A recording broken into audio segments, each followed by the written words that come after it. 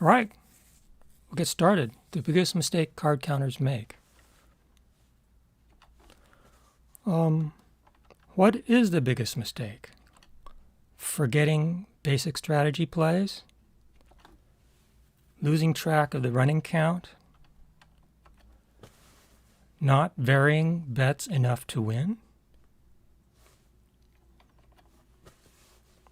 Varying bets too much and getting barred?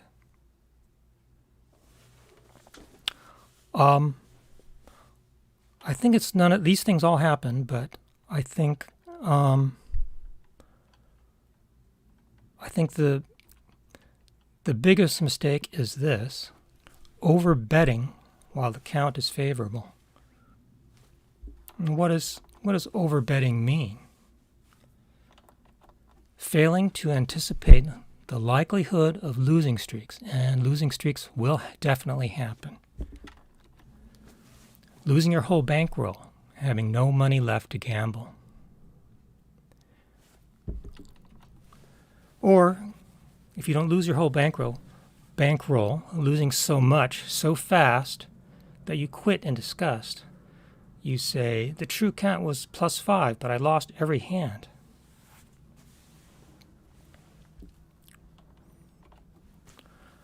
If you watched my Kelly Criterion video, you may remember this chart. The bankroll growth rate, when you have a 1% advantage, the optimum Kelly bet is 1%, which is equal to your advantage. Your bankroll growth rate is largest at that level. If you bet less than that, you will not earn money as fast. And if you bet more than that, your losing streaks will lessen your overall win rate because of the losing streaks. And if you bet more than this, your losing streaks will exceed your benefit, and you'll actually drive your bankroll toward zero in spite of having an advantage. I'll show that in the simulation.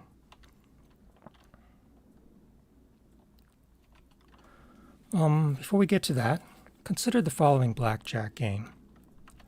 6 stacks, dealer hits soft 17, double down on any 2 cards allowed, and finally, the unusual thing, blackjack pays 2 to 1 instead of 1.5 to 1. This game has a 2% player advantage, like having a true count of +5 with a conventional payoff. If you actually encountered this game, you wouldn't need to do card counting. You could just play basic strategy and enjoy 2% advantage all the time. If you actually encountered this game, how much would you bet on each hand? So if you care to share, you can enter in the chat. How much would you bet with this particular game?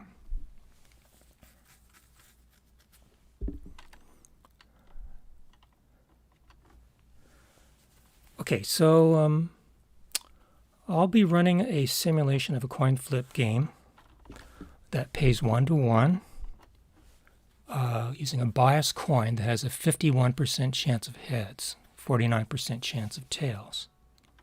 Of course, you would always bet on heads, and the player advantage is 2%. If you played 100 times and won 51 times and lost 49 times, you have a net win of 2 out of 100 plays. That's 2%. So in the simulation, we'll try betting 1/4 of the Kelly amount, then 1 times, 2 times, and 4 times the Kelly amount. And I'll call these betting strategies the safe, optimum, risky, and crazy strategies, and we'll do that for 1,000 coin flips. You might think that 1,000 coin flips is long term, and you might, so that you would almost certainly expect to come out ahead. And you might also expect that the more you bet, the more you win. But you'd be wrong on both counts, as we'll see. Okay, so let's go to the spreadsheet.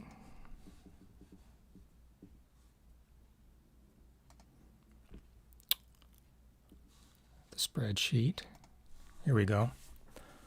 So I've set a bankroll of 10,000. An advantage, a player advantage of 2%. Probability of winning is 51%, losing 49%.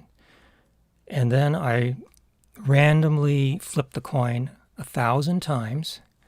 And for this particular run, there were 506 wins and 494 losses. The net win for 1,000 flips would be 12. So if you'd bet $1, fixed bet of $1, and for 1,000 flips, you'd come out ahead by $12. Now, how did these betting strategies do? Well, for the Kelly bet would be $200, which is 2% of 10,000. And then the first one is a loss. So the new bankroll is 9,800 and so on. It just keeps progressing downward. It's 1,000 bets long, very long. So what happened? The safe and optimum strategies came out a little bit ahead. The risky strategy lost about a third. And the crazy strategy lost 90%. So this is not 1,000 bets is actually not long term, and each time we do this, it's going to be a different result. So each time I press the F9 key, I flip the coin another 1,000 times, and so here we see the final result. Again, the safe and optimum strategies had a 1. The safe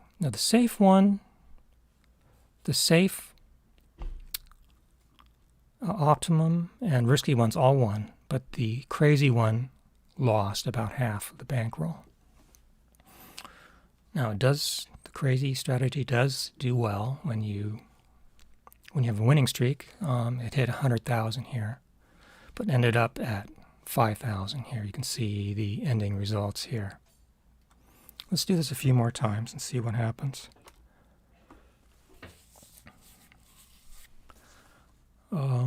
The safe and optimum strategies both won. The optimum strategy beat all the others this time. The risky one lost a little bit, and the crazy one lost 80%. Let's repeat this several times.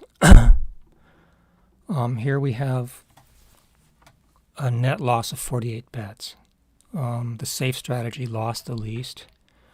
The optimum strategy lost quite a bit more, but still did better than the risky and crazy strategies.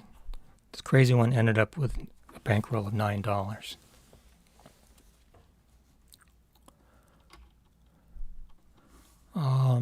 Here we see the same kind of thing. The safe and optimum strategies did the best. The risky one lost some, and the crazy one lost a lot. So you can do this any number of times. And you get similar results. We see the crazy strategy almost always ends up the worst. Not always, but most of the time. Here it didn't. The crazy strategy worked the best. That's not common. It's much more common that it does much worse than everything else. Okay, so much for our imaginary game, that blackjack game, or that has a player advantage of 2%. How often do you actually get an advantage of 2% while playing blackjack? Well, I have another spreadsheet for that, which shows which randomly deals out cards from six decks and shows you the running count, the true count, and the player advantage. And of course, shuffle point is usually around at 4.5 decks, right about here.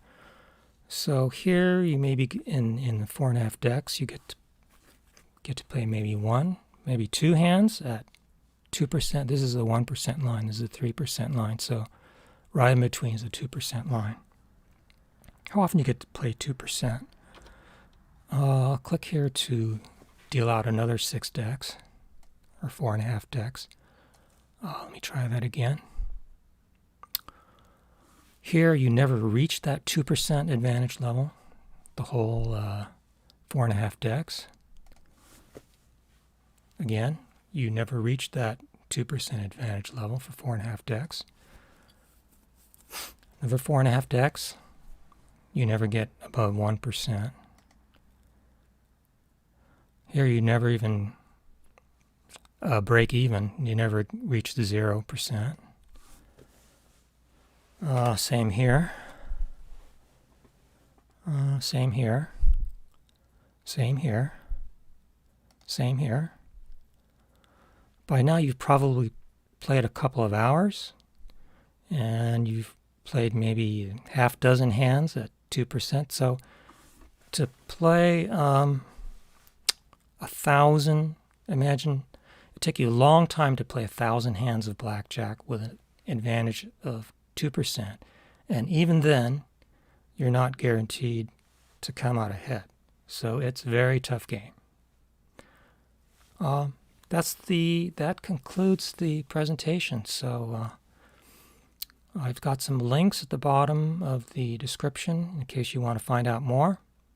And thanks for joining. And goodbye.